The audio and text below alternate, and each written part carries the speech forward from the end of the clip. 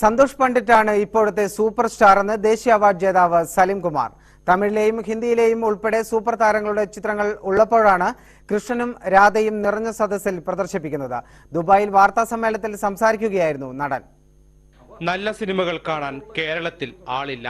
അതേസമയം സന്തോഷ് പണ്ഡിറ്റിന്റെ സിനിമ കാണാൻ തള്ളിക്കയറ്റമാണ്.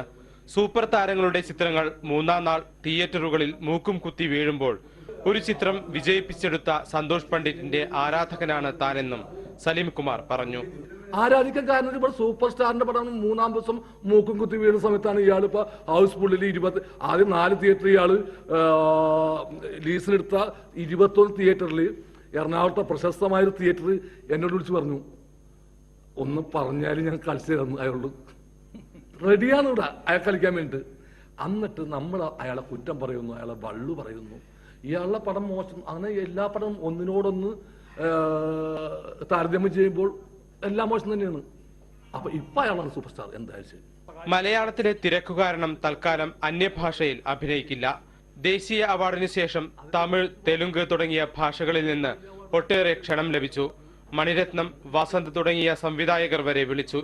അവർ ചോദിക്കുന്ന സമയങ്ങളിൽ മലയാളത്തിൽ മറ്റു ചിത്രങ്ങൾ ഏറ്റുപോയതിനാൽ നിരസിക്കേണ്ടി വന്നുവെന്നും പറഞ്ഞു.